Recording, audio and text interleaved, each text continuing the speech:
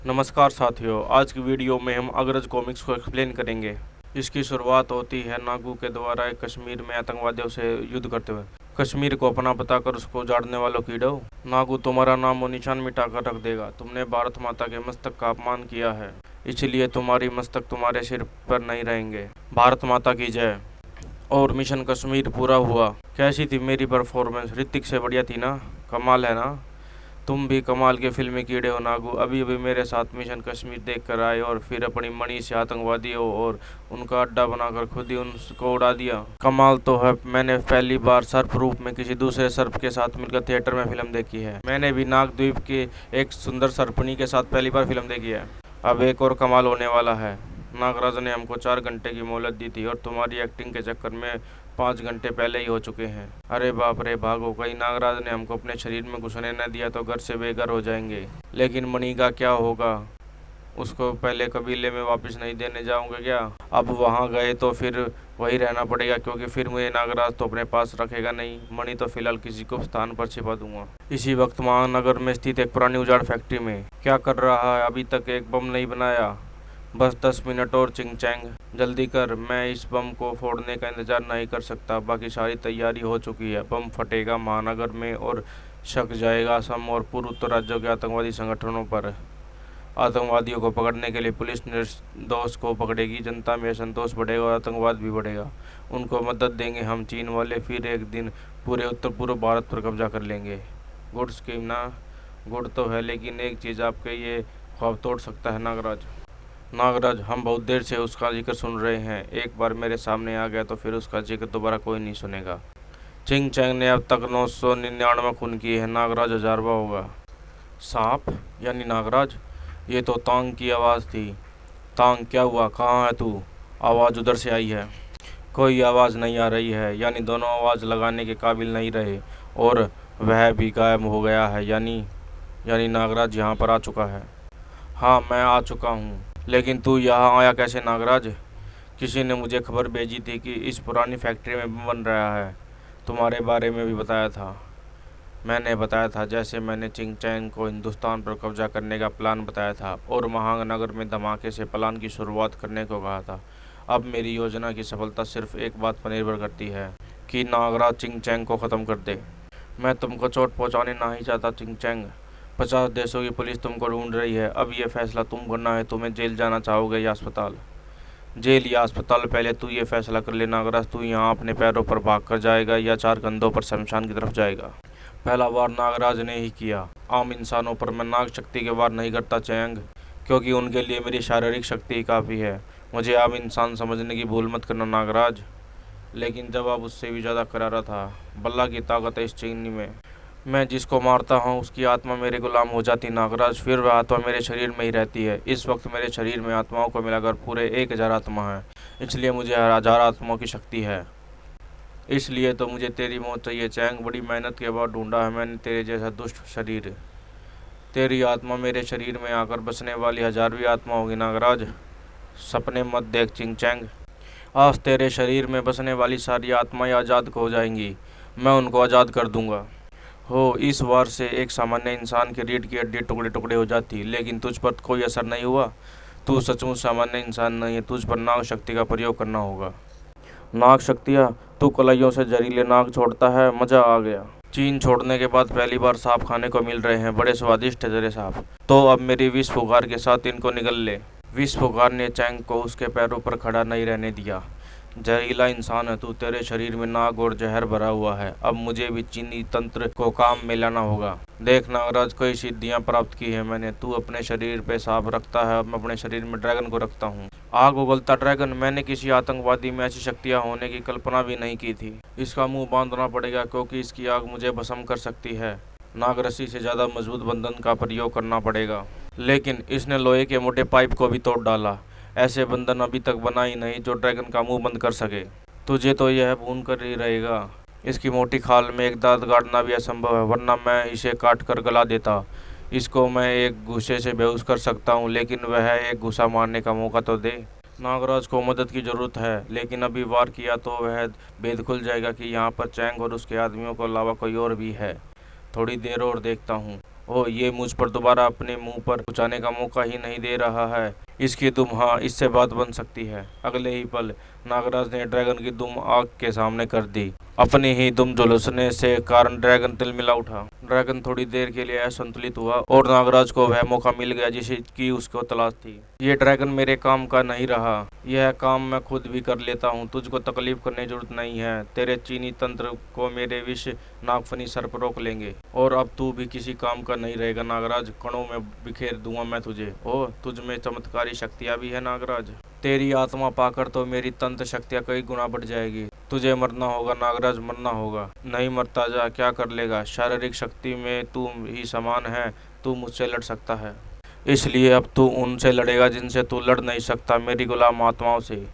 इनसे लड़कर जीत सकता है तो जीत ले नागराज। नागराज कई आत्माओं के शिकंजे में फंस गया।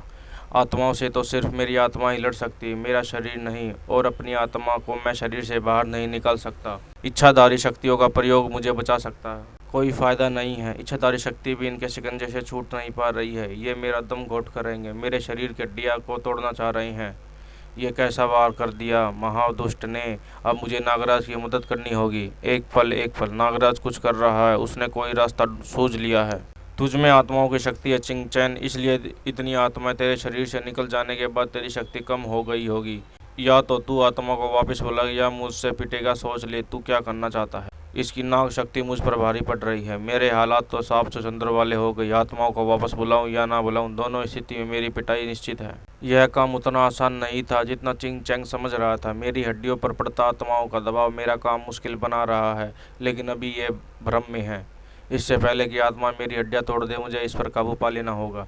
चिंग चैंग के सामने एक ही रास्ता बचा था, आत्माओं को वापस बुलाने का, लेकिन उसने आत्माओं को बुलाने में देर लगा दी थी। नागराज के वरों ने उसे अधमरा कर दिया था।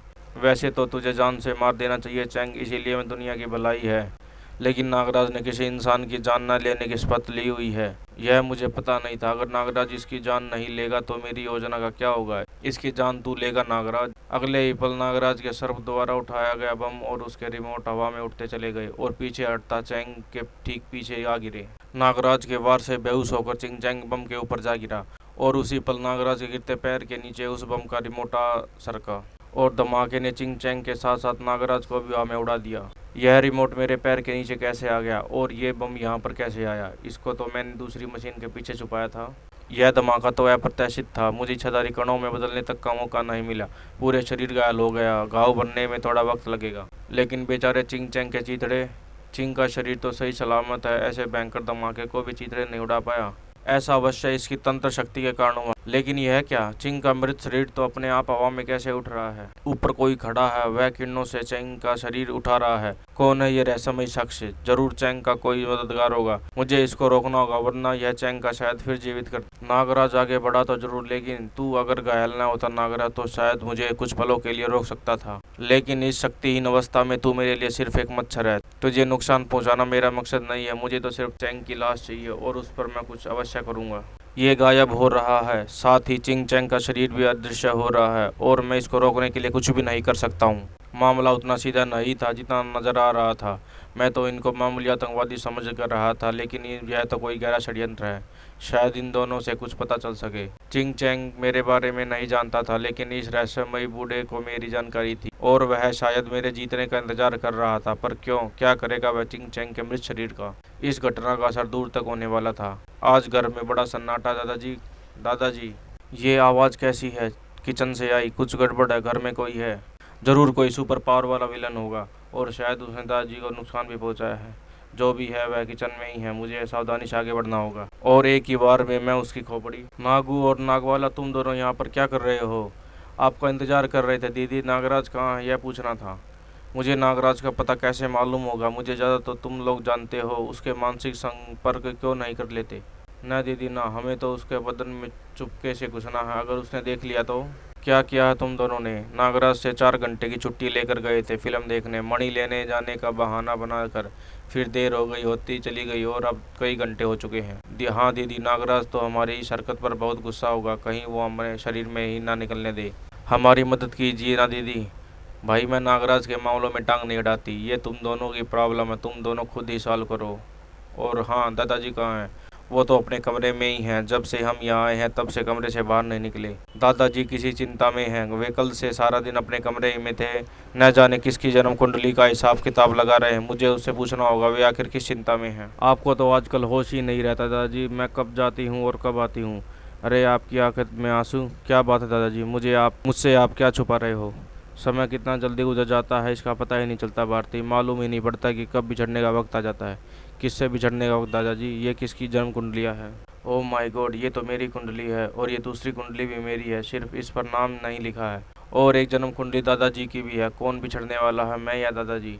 बिछड़ने से दादाजी का अभिप्राय कहीं मृत्यु तो नहीं है। यह कैसा रहस्य है जो दादाजी ने मुझे बताना नहीं चाहते। रहस्य और गहरा होने वाला था। तंत्र तेरे मृत शरीर को अपनी साधना का माध्यम बनाएगा चिंग चैंग, क्योंकि तेरे पापी शरीर ही मेरी अति दुष्ट तरंगों को उस स्थान तक पहुंचा सकता जहां पर अनंत काल से सोया हुआ है तालिस्मान। तरंगे जमीन का सीना चीरती चली गई और इस बार चिंग चैंग का शरीर चिदरे चिदरे होने से बच नहीं सका। बोल तंत्रा, क्यों जगह है तूने तालिस्मान को उसकी निंद्रा से। जिंदगी पाने के लिए तालिस्मान, मेरा काम सिर्फ तू ही कर सकता है, सिर्फ तू। तूने मुझे एक महापापी शरीर की भेंट दी है, बदला तो चुकाना ही पड़ेगा। बता क्या काम है तेरा। तंत्रा तालिस्मान को अपना काम बताता चला गया। नागराज अभी तक रहस्यों के इन भंवर में ही फंसा था। मैंने इन दोनों को सम्मोहित करके इनसे सच जान लिया है। इसको चिंग चैंग या उस रहस्यमय बूढ़े के बारे में कुछ भी नहीं पता। ये दोनों बम बनाने के एक्सपर्ट है और इसीलिए चिंग चैंग इनको किराए पर महानगर लाया था। बूढ़े के बारे में कुछ भी नहीं जानते।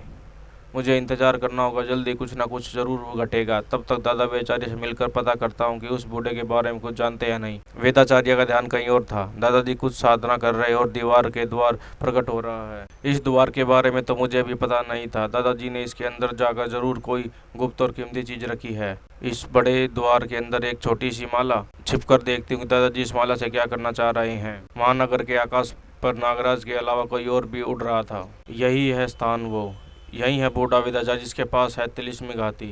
उस प्राणी के अंदर घुसने की कोशिश करते ही खतरे के संकेत घर में घुसने लगे। कोई अंदर घुसने की चेष्टा कर रहा। कौन है ये। कोई अजीब सा प्राणी दादाजी, लेकिन आपका तिलिस्म उसे रोक रहा है। मुझे खतरे का आभास हो रहा। भारतीय अंदर घुसने वाला जो भी है वह शक्तिशाली भी है और खतरनाक भी। शायद आप ठीक कह रहे हैं दादाजी, अंदर बाउंड्री वाल पर लगी तिलिस्मी बाड़ को काट डाला है। मेरा आभास सही था भारती, मुझे स्वयं बाहर जाकर उसे रोकना होगा। वह तिलिस्मी घर को भारी क्षति पहुंचा देगा। इस घर का तिलिस्म मुझे रोक रहा है, लेकिन घटिया तिलिस्म सूचक को नहीं रोक सकता। तुझे मैं रोकूंगा सूचक, वेदाचार्य रोका तुझे। ओह, मुझे ही तो तेरी ही तलाश में भेजा गया था और तू खुद ब खुद मेरे सामने आ गया। इतना आसान काम तो तिलिस्मान ने मुझे पहले कभी नहीं दिया। तिलिस्मान, तुझे तिलिस्मान ने भेजा, यानी वह फिर जाग उठा। और यहाँ पर अग्रज कॉमिक्स का पार्ट 1 समाप्त होता है। हम अगले पार्ट में आपके साथ मिलेंगे।